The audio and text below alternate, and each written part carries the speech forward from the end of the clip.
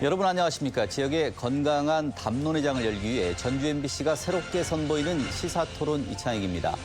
자, 개편 첫 시간인데요. 전주가 2030년 하계올림픽 국내 후보 도시가 되면서 갑자기 관심이 집중되고 있죠. 완주 전주 통합 이야기인데 지난 97년 이후 세 차례나 논의가 이루어졌지만 모두 무산됐고 지난해 또다시 불거진 뒤 두 지역의 찬반 갈등을 불러오고 있습니다. 오늘은 전주 완주 통합을 주제로 이야기 나눠보겠습니다. 네, 토론에 참여하실 세 분 모셨습니다. 자, 반대 측의 이돈승 김대준 재단 완주군 지회장, 찬성 측의 나유인 완주 전주 통합 완주역사 복원협의회 공동대표, 그리고 도움을 주실 원도연 원광대학교 디지털 콘텐츠 공학과 교수 나오셨습니다. 자, 반갑습니다. 네, 반갑습니다. 반갑습니다. 자, 먼저 준비한 영상 보시고 이야기 나눠보도록 하겠습니다. 찬반으로 나뉘어 평행선을 달리는 전주 완주 통합 논의에 2036 전주 하계올림픽 이슈가 거론되고 있습니다. 찬성단체들은 통합 명분으로 올림픽 유치를 내세우며 국면 전환에 나선 반면 반대 측은 억지 논리라며 맞서고 있습니다. 김아연 기자의 보도입니다. 전주 완주 통합에 찬성하는 민간단체와 행정, 정치권이 한자리에 모였습니다. 조기 대선이 치러진다면 통합 여부를 묻는 주민투표가 넉 달가량 남은 상황에서 본격적인 새 과시에 나선 겁니다. 참석자들은 특히 2036 하계올림픽을 전주 완주 통합시에서 치르자며 올림픽 이슈를 전면에 내세웠습니다. 2036년 전주 올림픽을 치러내게 되면 완주와 전주가 전국이 하나 된 힘으로 만경강의 기적을 찬성단체들과 전주시는 2036 하계올림픽 국내 후보도시 선정이 전주 완주 통합의 호재가 될 것으로 보고 있습니다. 도시 규모를 키워야 개최지를 둘러싼 국제 경쟁에서 더 유리하다는 겁니다. 올림픽 개최지가 되면 신설 경기장을 완주 쪽에 짓고 올림픽 예산을 통합시의 인프라 구축에 쓸 수 있을 거란 기대도 깔린 것으로 보입니다. 하지만 통합 반대 측은 전주 완주 통합이 올림픽과 무슨 관계가 있느냐며 비약적인 논리라고 맞서고 있습니다. 올림픽 우호 여론을 등에 업고 반대 측을 압박하기 위한 것일 뿐 오히려 갈등만 조장하게 될 것이라는 입장입니다. 올림픽 후보도시 선정을 놓고 완주 전주 통합을 통해 힘을 실어달라고 하는 것은 어불성설이라는 말씀을 드리고요. 오히려 완주 전주 통합을 통해서 갈등을 야기하고 있는 것은 전라북도와 전주시의 올림픽 유치에 걸림돌이 될 거라고.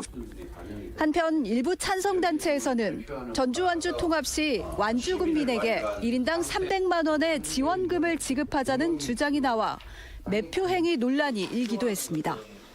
전주시는 해당 주장의 실현 가능성에 선을 긋고 있지만 주민투표가 다가올수록 각종 던지기식의 주장들이 소모적인 논쟁을 유발할 것이란 우려도 나오고 있습니다.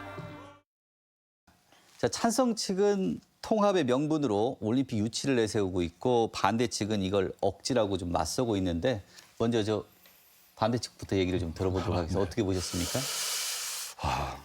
전 완주 군민들 역시 2030년 하계올림픽 후보도시 대한민국에서 이게 선정받았죠. 축하하고 함께 응원합니다. 그건 분명한데요. 저 현장은 참으로 어처구니 없습니다. 저 말이 돼요? 전라북도의 수준, 민낯을 그대로 보여주는데요. 저 전북 도민이 아니고 외부의 다른 시도민이 봤을 때 저 뭐로 보겠어요? 김관영 지사께서 후보도시 선정 대한체육회에서 했잖아요. 그때 완전히 통합 얘기해서 그거 선정받은 거예요? 아니잖아요. 그리고 IOC가 이제 최종 후보지 선정하게 되잖아요. 완전히 통합 문제가 거기서 거론됩니까? 그거 반영됩니까? 그런데 뭐 생뚱맞게 그리고 이 시국이 지금 어떤 시국이에요? 나라가 존망의 위기에 지금 놓였어요. 참으로 엄혹한 현실에서 지금 전주 시민들끼리 모여서 완주 국민에게 협박하는 겁니까? 저런 모습 가지고는 올림픽 최종 후보지 선정에 상당 부분 장애가 있을 것 같아서 염려가 됩니다. 자, 이 찬성 쪽 얘기 좀 들어봐야 될 것 같은데 나 대표님도 소감 한번 말씀해 주시죠. 우리 이돈승 패널님께서 상당히 혹평을 하셨는데 일단 전라북도 특별자치도에서 다윗과 골리앗의 싸움이라고는 서울을 이기고 49대 11 기권 1로 이걸 만들어낸 것은 일단 전북 도민들이 늘 패배주의와 항상 보신주의 또 그리고 소극적 태도 이런 태도로 모든 일을 나갔는데 이번 올림픽 후보도시 개최지 선정을 계기로 정말로 전북도도 이제는 진취적이고 발전적으로 나갈 수 있는 하나의 계기가 됐다는 점에 대해서 관계자분들의 노력, 또 전라북도지사의 유치운동, 또 많은 도민들의 협조 정말 대단한 성과를 거두셨다 이렇게 말씀을 드리고 이 올림픽 유치에 대한 효과는 이루 말할 수가 없습니다. IOC는 지방 분권을 지지합니다. 그리고 협업을 중시합니다. 그래서 단독 개최보다는 서로 이웃된 도시끼리 힘을 합해서 올림픽을 치르는 것에 대해서 동의를 하고 또 환경 올림픽을 추구합니다. 그렇다면 전북은 어떻느냐? 자, 보십시오. 이번에 하는데 주요 경기가 전북에서 주요 경기를 배구, 농구, 탁구, 핸드볼 4개 하고 나머지는 대구, 육상, 광주, 청주, 그다음에 홍성, 고흥에서 합니다. 이것은요. 각 지역 간의 협업과 지방 분권체가 서로 힘을 합해서 커다란 IOC 국제대회를 치른다는데 굉장한 의미가 있습니다. 원 교수님도 소감 한번 아까 말씀해 주시죠. 예, 뭐 양측이 워낙 뜨거운 이야기를 하고 계셔서 그러나 이제 전주 완주 통합이 사실은 굉장히 오랜 수건이었죠. 그리고 이제 지금 현재 전라북도가 가지고 있는 지난 반세기 동안에 이 전라북도 굉장히 이렇게 이 침체되거나 지속적인 저성장을 해왔지 않습니까? 근데 이런 상황에서 전라북도에 뭔가 새로운 변화의 계기가 필요하다는 건 분명하고요. 그런 의미에서 올림픽은 충분히 평가받을 수 있는 중요한 계기가 된 것 같고 그 계기를 확산시키자고 하는 의도도 충분히 이렇게 공감될 수 있는 부분이고 그러나 완주군의 입장도 이제 충분히 살펴봐야 되는 게 있죠. 그래서 저는 올림픽이 물론 굉장히 중요한 이슈지만 올림픽 이전에 올림픽과 함께 완주군의 미래 방향을 위해서 이 통합이 과연 어떤 모습을 가질 건가. 더 나아가서는 전라북도의 발전에 이 통합이 어떤 방향성과 미래를 보장할 수 있는가. 이런 부분에 대한 논쟁도 같이 이루어져야 된다. 이렇게 생각이 듭니다. 자, 지금 벌써 전주 완주 통합이 논의가 벌써 4번째입니다. 그간에 좀 민심 변화도 상당히 좀 있는 것으로 알고 있는데 먼저 이돈승 지부회장님부터 어떤 정도의 완주 지역의 변화가 있는지 좀 듣겠습니다. 네. 2013년도에 통합 주민 투표가 있었죠. 당시에 완주 군민의 55.35%가 반대해서 무산된 바 있습니다. 그리고 이제 지금 12년째 지금 됐습니다. 그러면은 지금 현재 우리 완주 군민의 좀 민심을 한번 제가 이게 말씀드릴 수 있는 자료를 좀 제공하겠습니다.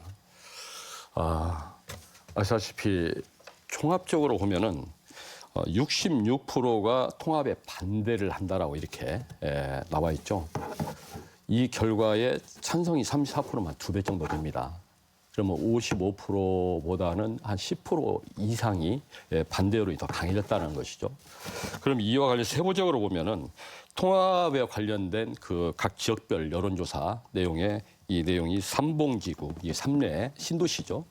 그리고 3례 시장, 그리고 이서면, 그리고 구이면, 또 여기에 화산 운주 경천 이곳이 이제 이 조사 대상이 들어왔는데요. 거의 보면은 작게는 약 4% 정도 통합의 반대 여론이 강한 것이 삼봉 신도시고 이곳이 가장 적게 반대 여론이 많았던 곳이죠. 그리고 많게는 화산 운주 경천, 즉 고산 육계면이라고 그러죠. 이 지역은 90대 10이 나왔어요. 또 주목할 점은 구이면이 상관과 그리고 소양, 구이 이 세 지역을 놓고서 샘플링한 것 같은데요. 이곳에서는 80%가 반대하는 여론이 나왔습니다. 자, 민심의 변화에 대해서 굉장히 구체적인 수치까지 좀 들어갖고 말씀을 해주시는데 찬성 측에서는 어떤 이야기 해주시겠습니까? 도표까지 들고 나오셔서 보여주시느라고 고생 많이 했습니다. 그러나 모든 여론조사는 이 신뢰 있는 기관에서 의뢰를 하고 언론이든 누구든 또 이게 중앙선관위에 어느 정도의 심의 과정이 있어야 됩니다. 단순히 어느 단체가 개별 면접을 통해서 내가 조사했다. 그러면 신뢰성 있는 여론조사기관이 아닌 겁니다. 그래서 저 통계를 가지고 이야기를 하신다면 제가 의뢰를 10사람이든 100사람이든 데리고 나가서 우리에게 유리한 여론조사 얼마든지 할 수 있습니다. 그러니까 그 여론조사에 대한 신뢰성 부분에 문제가 제기되고요. 저는 신뢰성 있는 여론조사를 가지고 이 얘기를 하겠습니다. 모 언론사, 이제 도내 언론사인데 언론사에서 작년도 6월 27일 날 도민을 대상으로 여론조사 결과가 있습니다. 여기에 보면은 전북 도민의 72%가 찬성을 했고 반대는 20%였습니다. 전주는 84%가 찬성을 했습니다.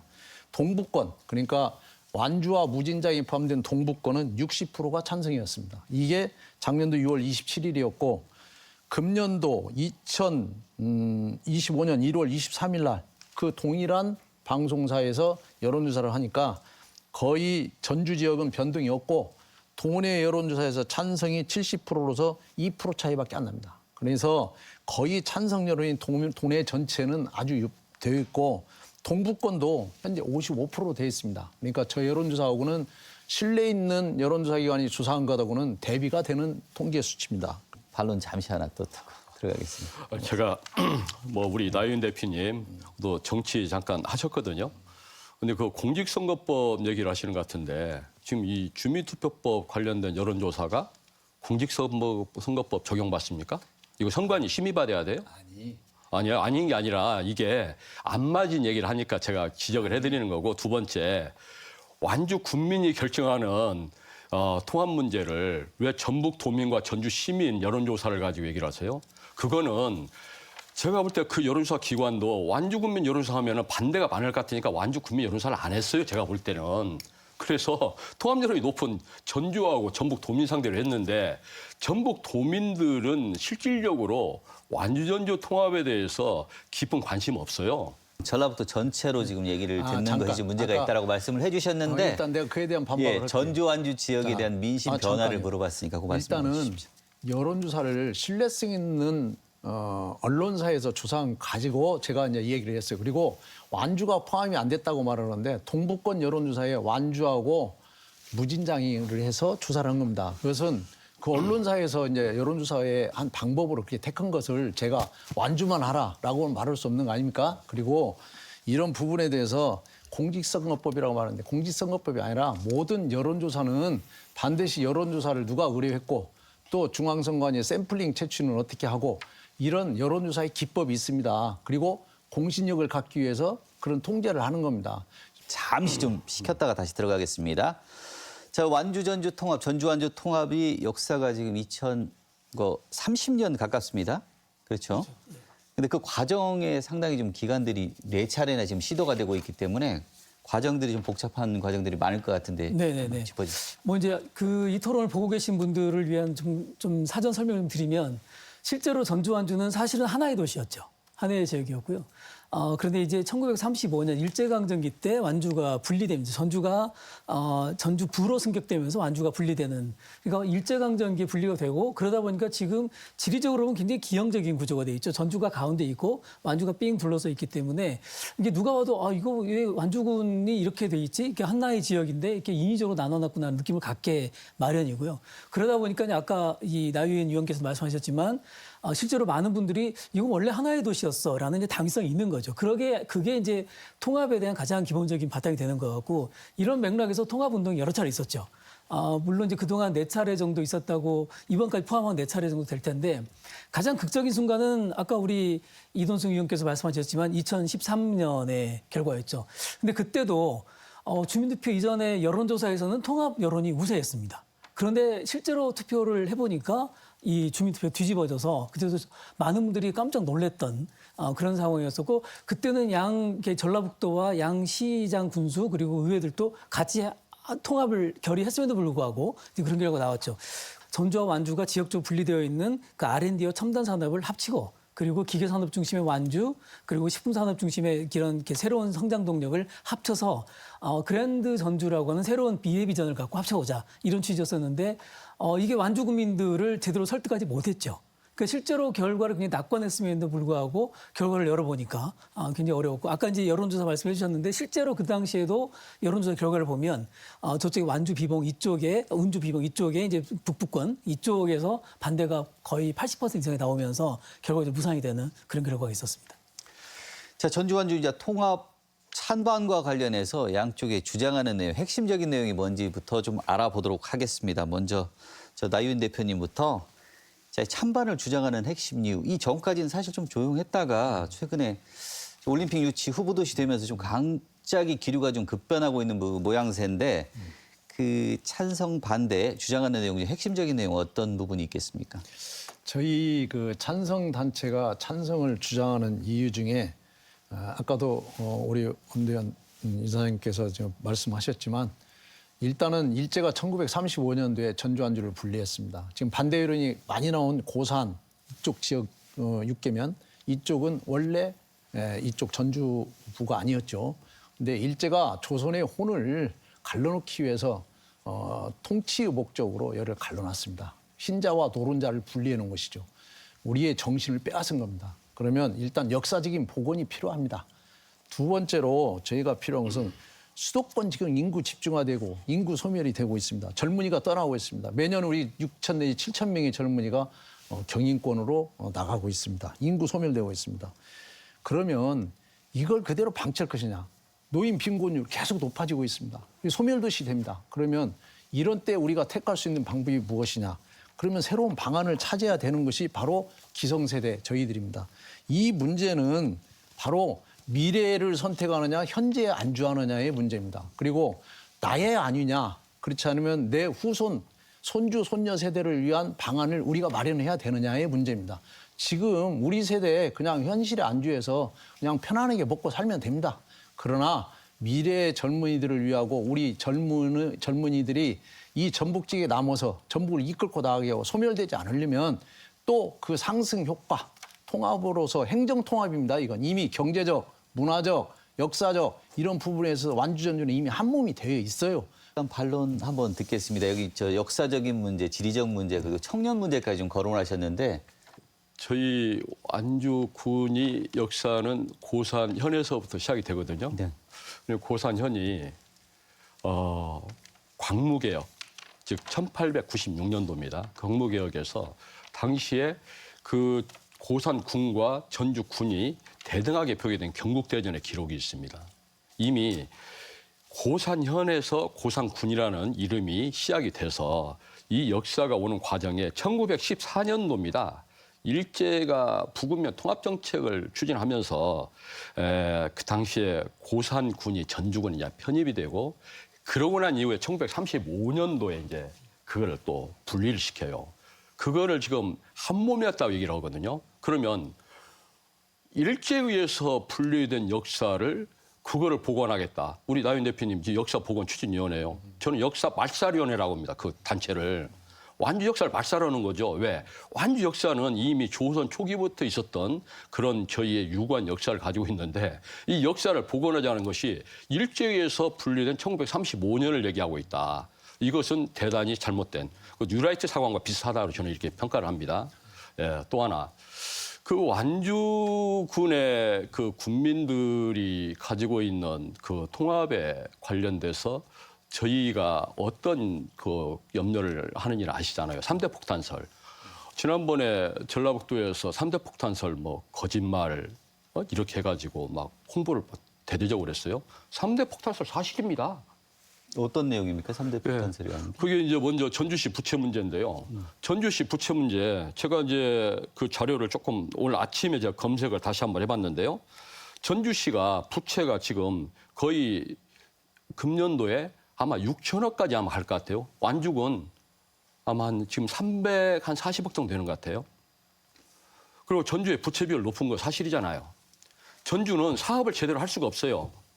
그리고 재정 자주도도 낮아요. 그래서 이 부채 문제와 관련해서 전주가 전전긍긍하고 있는 게 있어요. 이 통합 문제 앞두고 지방채 발행하는 것을 이 시점에서 했다가는 잘못한 완주로부터 또다시 공격받을 것 같으니까 지금 지방채 발행 문제도 굉장히 고민하고 있다고 제가 얘기를 들었습니다만은 그분이 지금 근년 2025년부로 보면 한 거의 6천억 정도의 그 부채가 있을 거라고 이렇게 예상이 되고 있습니다. 이런 현실. 두 번째. 혐오시설 문제 가지고 얘기를 하면은 혐오시설 절대 완주군 안 간다고 얘기를 해요. 제가 토론회를 통해서 확인했던 내용입니다. 뭐냐? 효자 공원묘지 있죠. 전주는 효자 공원이 옮겨야 되거든요. 저 안 옮기면 전주시의 시장도 이 선출직 공직자들은요 책임을 다하는 게 아니에요. 근데 옮기는 전주시에서 옮겨야죠. 그거 개발해야 할 거 아니에요. 그런데 그거 완주군에 옮길 거라고 한 거 통합되면 이거는 완주군민 모두가 공감하고 있는 사실이에요.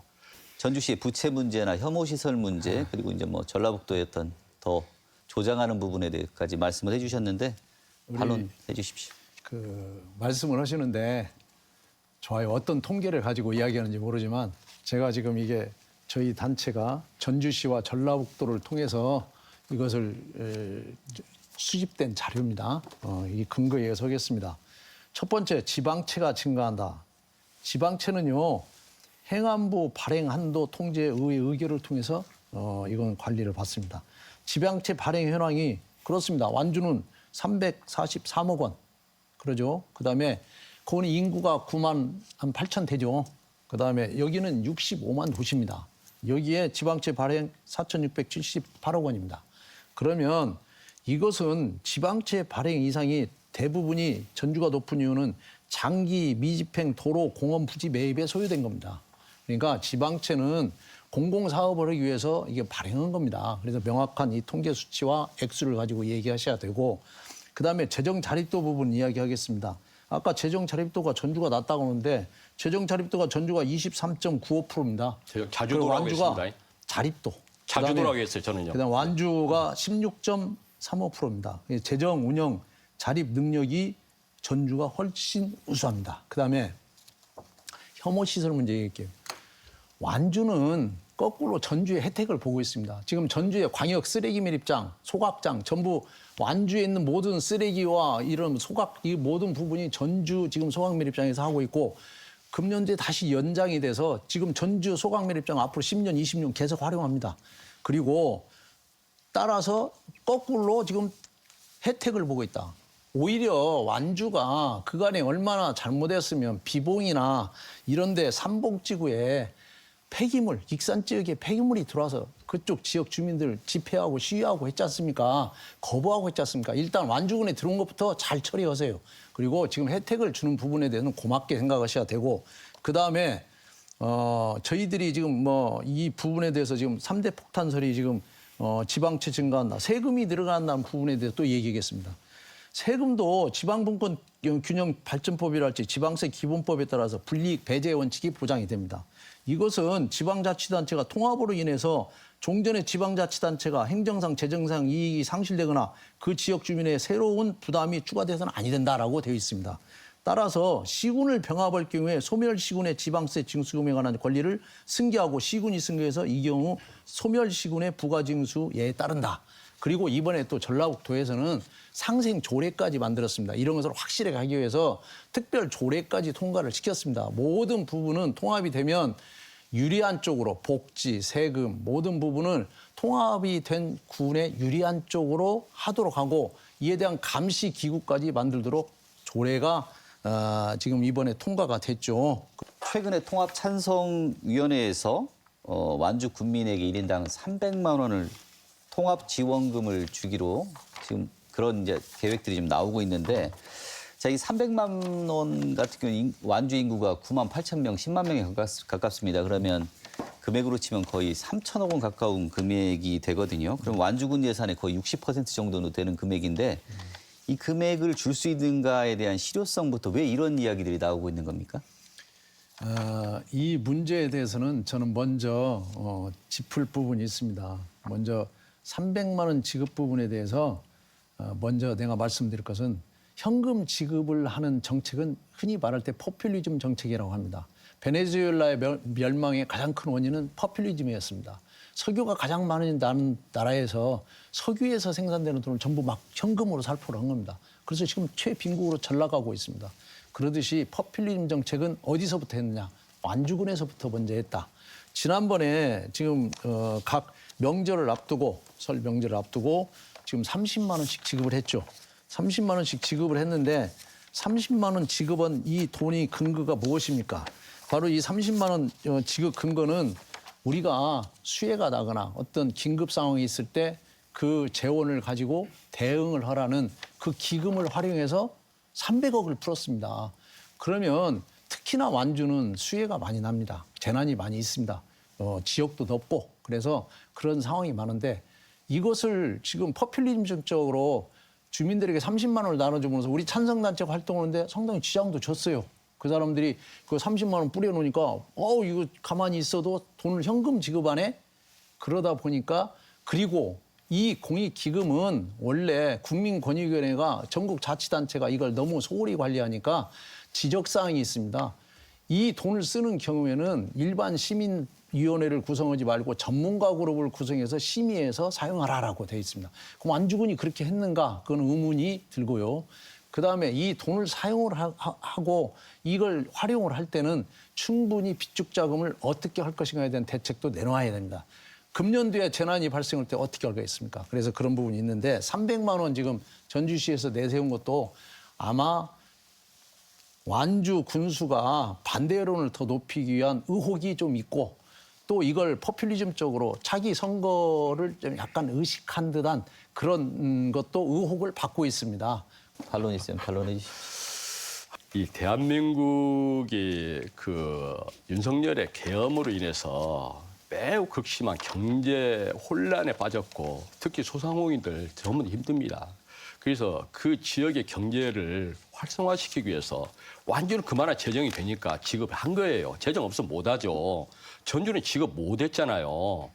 그러면 실질적으로 지금 나윤 대표님은 전주에 대한 현안에 대해서 조금 더 지적을 해주시고 하면 타당성이 있는데 지금 말씀은 일방적으로 준 것 자체가 잘못이라고 얘기해 오시면 제가 볼 때는 좀 공감하기 어렵다라는 점. 특히 300만 원은 전주시 재정으로는 할 수가 없죠. 그러죠? 전주시는 지금 본인들 금년도에 아마 1,200억 정도의 지방채 발행 아마 계획이 있는 걸로 알고 있는데요. 이런 현상도 굉장히 두려워하고 있는데 3천억을 어떻게 해서 완주 군민에게 지급한다고 그런 얘기를 합니까? 이건 결국은 매표 행위죠. 아까 현금 지급은 아니라고 말씀을 하셨으니까 그거는 근데 이제 300만 원은 이렇게 얘기를 하고 있어요. 100만 원씩 3년간 현금 지급하는 겁니다. 그거. 네, 알겠습니다. 하여튼 여기까지 듣고요. 그 부분에 대해서는 저도 그건 비판을 공감하시죠? 했으니까 네.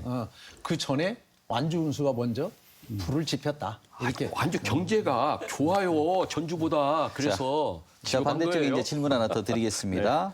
그 전주 완주 전주 통합에 대해 사실 완주군은 지금까지 어찌 보면 지속적으로 어떤 반대의 기조가 끊이질 않고 쭉 이어져 오고 있는데 이게 이유를 보면 그게 명확하진 않아요. 근데 시기상조인 건가 아니면 통합의 방식의 문제인 건가 이런 부분 좀 어떤 말씀해 주시겠습니까? 네, 제가 이제 완주군의 그 통합 반대 완주 군민회의 이 저희 회의의 내용들입니다. 사실은 이제 이 통합 관련해서 김관영 도지사의 돈 없는 관여 행위에 대해서 저희는 대단히 붕괴하고 있습니다. 사실 민간 차원에서 이루어져야 될 그리고 본인들은 그렇게 주장을 했어요. 이거 민간 차원에서 이루어진 일이라고. 그런데 김관영 도지사와 우범기 시장은 지난 지방선거에서 공약화했습니다. 이게 본인들 완주군민에게 물어봤어요? 이게 저희 완주군에 이렇게 그 시의원을 피켓을 보면은 완주 군민에게 물어는 봤니? 이렇게 물어봅니다. 그것이 맞아요. 왜? 이분들이 자기 마음대로 공약 걸어놓고 뭐 통합을 추진해요.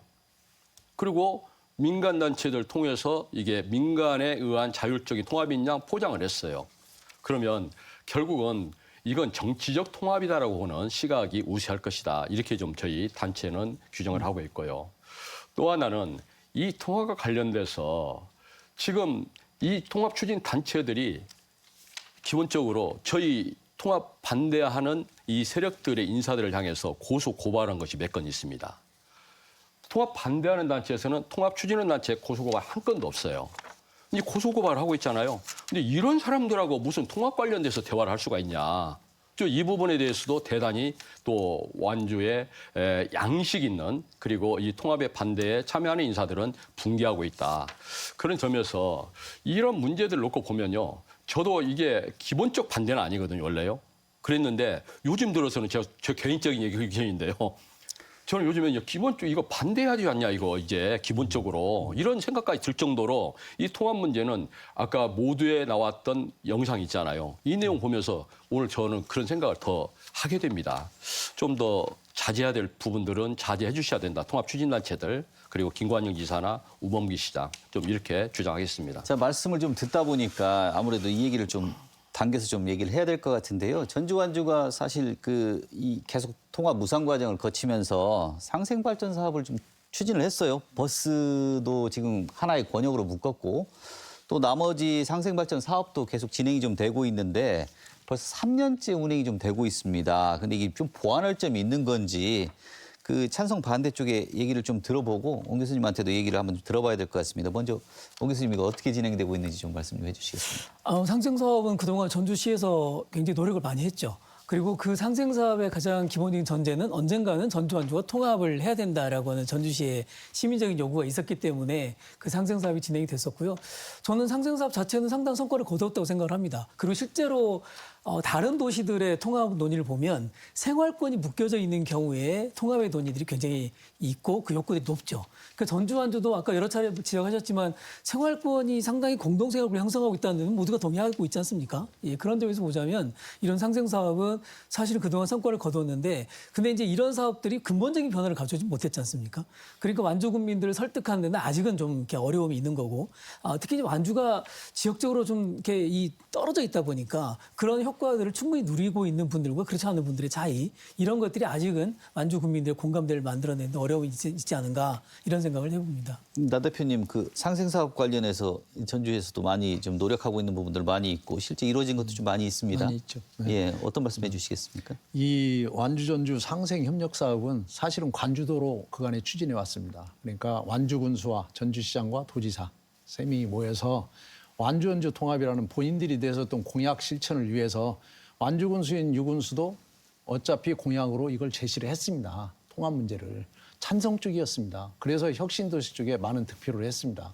그래서 제가 말씀을 드리면 어떤 이 부분에 있어서 동의 없이 했다? 우범기 완주군수 이분들의 공약 부분에 대해서는 공약입니다. 이분들은 나는 이렇게 하겠다라는 것이고 전주 완주 상생 협력 사업 이건 지금 관주도로 그간에 해가지고 22년부터 26년까지 5개 분야 28개 사업을 했습니다. 소요 예산이 7,189억입니다. 자연재해, 교통, 주민 불편사항, 그래서 도서관도 자유롭게 이용하고 동물원 경기전도 같이 쓰고 지역사랑 상품권도 공동으로 쓰고 뭐 이런 정도로까지 진전을 했습니다. 근데 이제 이 부분이 이제는 관주도로 하지 말고 우리 청주 청원과 같이 민이 중심에 대해서 이 찬성운동과 반대운동을 하는 사람들이 함께 머리를 맞대고 이제는 이 대안을 내자. 그래서 저희들은 106가지 12개 분야에 대해서 지금 발표된 전주시청사 의회 이전, 공공시설 완주군 이전 부분도 전부 여기에 들어 있습니다. 일단은 좀 앞으로 지금 현재 지금 양쪽 얘기들이 뭐 굉장히 좀 치열한데요. 그 이제 남은 행정 절차들이 있습니다. 주민 투표도 있고 앞으로 우리가 거쳐야 될 과정들이 좀 있는데 옹 교수님 그 남은 행정 절차에 대해서 좀 설명 좀 부탁드립니다. 우선은 지금 현재까지는 이제 그 지방자치위원회 보고가 된 상태고 그렇게 되면 아마 이제 그 이 시군의 협의에 의해서 또는 이제 도의 적극적인 중재에 의해서 이제 지방투표, 이게 주민투표 일정이 나와야 되지 않겠습니까? 주민투표를 언제쯤 할 수 있을지 그것을 거기에 이르기까지 과정들이 가장 중요할 것 같고요. 이제 이런 과정에서 가장 저희로서는 보고 싶은 게 2012년의 교훈입니다. 2012년에도 주민투표까지 이르는 과정들은 무난하게 왔는데 그리고 실제 아까 말씀드렸지만 여론조사에서도 통합 의견이 오히려 높았는데도 불구하고 뒤집어졌던 결과를 보면 그런 과정들을 좀 얼마나 좀 충실하게 과정들을 그리고 완주 국민들의 저기를 받으면서 가질 거냐 이게 굉장히 중요할 것 같고요. 자, 이게 통합 논의가 계속 진행될수록 결국에는 이게 통합이 가더라도 전주 시민보다는 두 분도 지금 완주에 거주하고 계시는데 완주 국민들이 찬반으로 나뉘다 보면 상처를 입는 부분들이 좀 많이 있는 것 같습니다. 그래서 좀 통합 논의 과정에서 가장 중요한 게 뭔지 우리 찬성과 반대쪽 입장을 마무리 말씀으로 좀 듣도록 하겠습니다. 먼저 나윤 대표부터. 네네. 민주주의 발전의 역사는요, 어차피 갈등의 역사입니다.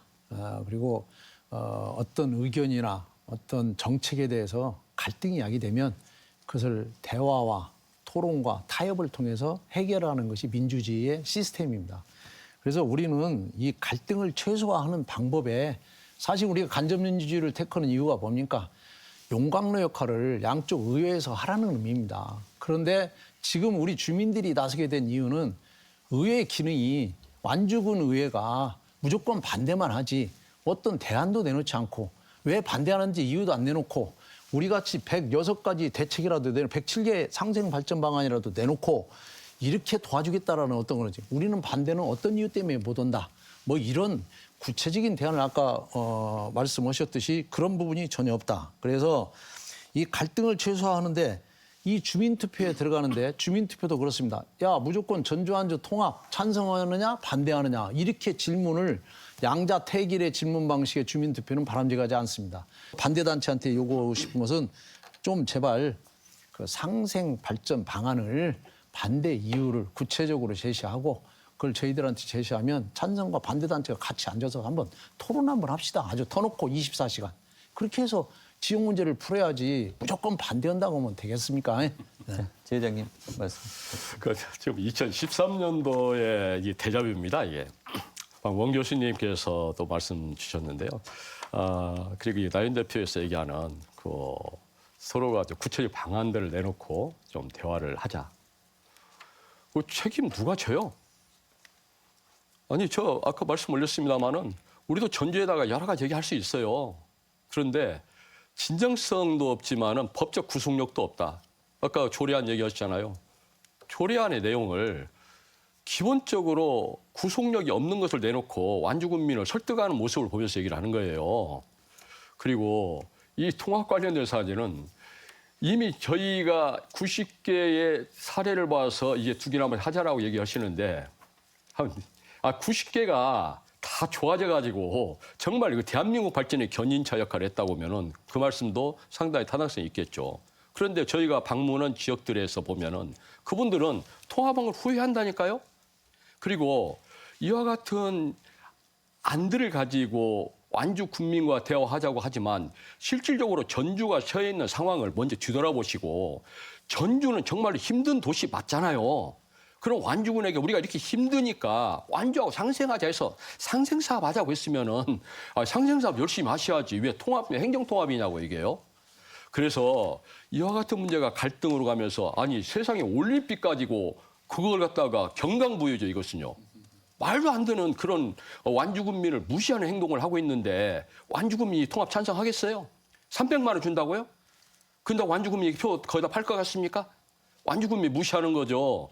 전주시의 또한 통합추진단체 그리고 우범기 시장과 도지사의 각성을 저는 강력히 촉구합니다.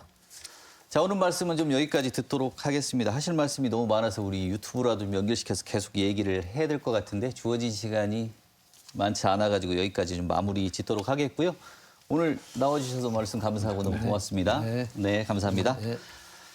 자, 전주 완주 통합 논의가 벌써 4차례나 반복되고 있는 만큼 양측 모두 건강한 의견 교환이 이루어져야 할 것 같고 또 이를 통해 두 지역의 주민들이 의미 있는 결과를 도출했으면 하는 바람입니다. 자, 오늘 토론 여기까지 마치겠습니다.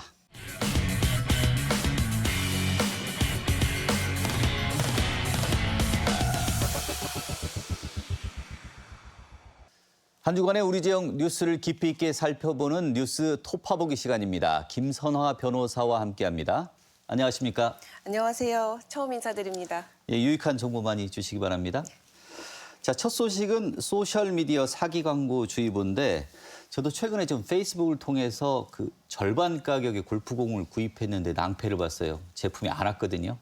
근데 최근에 그 인스타나 유튜브 같은 이 소셜미디어를 통해서 그 사기성 소비를 좀 하시는 분들이 좀 많은 것 같아요. 우리 지역에서 실제 이런 피해들이 좀 있습니까?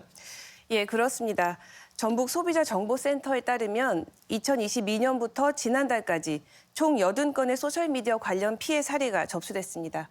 연도별로는 2022년 23건, 2024년과 23년에 각각 25건, 그리고 올해 2월까지 총 7건의 사례가 보고됐습니다. 그런데 실제 피해자들 중에 신고하지 않는 경우가 대부분이기 때문에 실제 피해 사례는 이보다 더 많을 것으로 추측됩니다. 이 피해 품목이나 어떤 유형들은 어떤 게 있을까요? 피해 품목으로는 유사 투자 서비스가 가장 많았고 그 다음으로는 의류, 건강 보조식품, 가전제품, 신발, 가방 등 순이었습니다. 피해 유형은 주식 투자 고수익 광고 현혹 사례가 27건으로 가장 많았으며 전혀 다른 제품이 배송되거나 저품질 제품 판매, 환불 거절, 계약 불이행, 브랜드 사칭, 업체 연락 두절 등으로 나타났습니다. 자, 이게 소비자들이 좀 이 피해를 입지 않으려면 어떤 부분들을 좀 주의해야 됩니까? 먼저 지나치게 저렴한 가격의 그 광고는 일단 의심해 보셔야 합니다. 그리고 쇼핑몰의 사업자 정보가 허술하거나 방금처럼 이메일 또는 챗봇으로만 상담이 가능한 쇼핑몰은 이용하지 않는 것이 좋습니다. 결제 시에는 현금보다 카드로 결제하는 것이 안전한데요. 그 이유는 피해 발생 시 카드사에 차지백 서비스나 항변권을 행사할 수 있기 때문입니다. 여기서 차지백 서비스는 카드 회사에 돈을 돌려달라고 요청하는 건데요. 예를 들면 온라인 쇼핑몰에서 물건을 구매를 했는데 배송이 안 오거나 가짜 상품이 왔다면 카드 회사에 결제 취소를 하고 환불을 요구할 수 있는 권리이고, 항변권은 신용카드로 산 물건에 문제가 있는 경우에 이 거래는 문제가 있으니 판매자에게 지불하지 말아라라고 카드 회사에 요청할 수 있는 권리입니다. 자, 다음 이야기는 교제폭력건인데요. 최근 한 여성의 항소심이 관심입니다. 교제폭력 끝에 그 연인인 남성을 방화 살해한 사건인데 1심에서 중형을 선고받았습니다.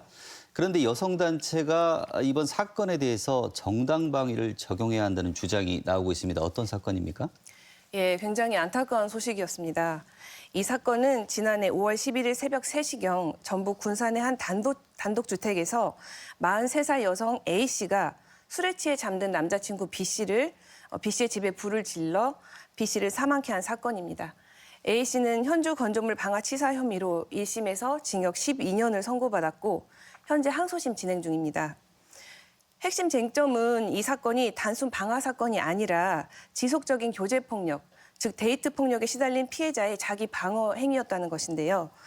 A씨는 5년 동안 교제하면서 B씨로부터 지속적인 폭력에 시달렸고 사건 당일에도 B씨는 A의 얼굴을 수차례 폭행했습니다.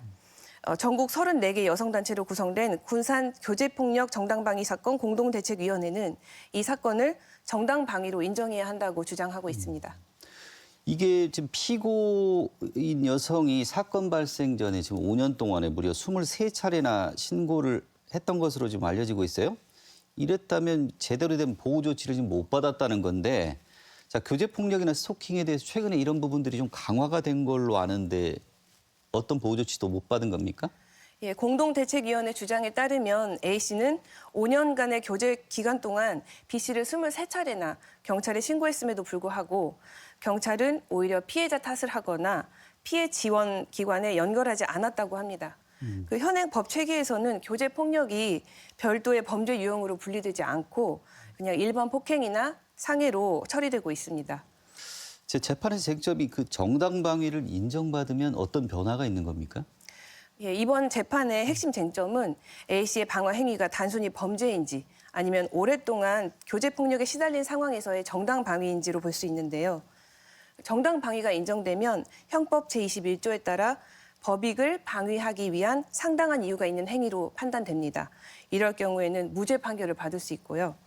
설령 정당방위 요건을 완전히 충족하지 못하더라도 과잉방위로 인정받아서 형의 감경 또는 면제를 받을 수 있습니다. 자, 마지막 뉴스는 건설업계 이야기 좀 해보겠습니다. 요즘 경기가 다들 어렵다고 하는데 특히 건설업계가 상당히 좀 힘든 것 같습니다. 지금 3월인데 벌써 올해 들어서 2달 동안 도내에서만 55개의 건설업체가 문을 닫았다고 하는데 이게 얼마나 심각한 겁니까? 지난해 말 전북 지역 대표적인 건설 기업 중 하나죠. 그 제일건설 부도 사건으로 지역 사회가 큰 충격을 받았는데요. 제2건설뿐만 아니라 전반적인 건설업계가 불경기로 인해서 큰 타격을 받고 있다고 합니다. 그 건설 산업 지시 정보 시스템에 따르면 올해 1월과 2월 그리고 3월 초까지 불과 2달여 만에 전북 지역에서 55개 건설업체가 폐업했습니다. 특히 심각한 점은 이들 업체가 모두 폐업 사유를 사업 포기로 신고했다는 것입니다. 즉 악화된 건설 경기를 더 이상 버티지 못하고 스스로 문을 닫은 것입니다. 최근에 어떤 고금리 상황이나 아니면 유동성 위기 이런 것들이 좀 문제가 될 수 있을 것 같은데 이 건설사들이 버티지 못하는 이유가 뭐라고 보십니까? 건설사들이 경영난을 겪고 있는 주요 원인을 보면 말씀하셨듯이 고환율, 고금리, 고물가, 이른바 3고 현상이 지속되면서 건설사들의 경영 환경이 악화되었기 때문인데요. 특히 환율 급등과 원자재 가격 상승으로 인해 건설사들의 유동성이 급격히 감소했습니다. 그리고 대형 민간공사와 새만금 같은 대형 공공공사마저 외지업체가 독점하면서 도내 건설업계의 수주 환경이 악화되고 있는 실정입니다. 자, 건설업계나 자치도에서는 뭐 지원책이나 자구책 이런 거에 대해서는 어떤 부분 내놓고 있는 게 있습니까? 예, 건설업계에서는 새만금 등 대형 공공공사의 지역업체의 실제 시공 참여를 확대해 시공 능력을 키우고 민간공사에서 지역업체 참여 시 용적률 인센티브를 적용하는 조례를 제정할 것 등 실질적이고 적극적인 제도의 시행을 요구하고 있습니다. 전반적인 경기 침체와 일감 부족 속 경영난이 심화되고 있는 지역 건설업체의 보호 육성을 위해 대형 국책 사업의 공구 분할, 대규모 민간 건설 투자 사업에 지역업체가 최대한 참여할 수 있는 방안 마련이 시급해 보입니다. 오늘 첫 시간인데 고생 많으셨습니다. 자, 뉴스 톱파보기 김선화 변호사였습니다. 자, 매일같이 들려오는 뉴스는 우리 지역의 경기가 어렵다거나 듣기 불편한 안타까운 사건 사고들 뿐인데요. 다음 주에는 좀 더 기분 좋은 소식으로 찾아뵀으면 좋겠습니다. 전주 MBC 시사토론 여기서 마치도록 하겠습니다. 시청해주신 여러분 고맙습니다.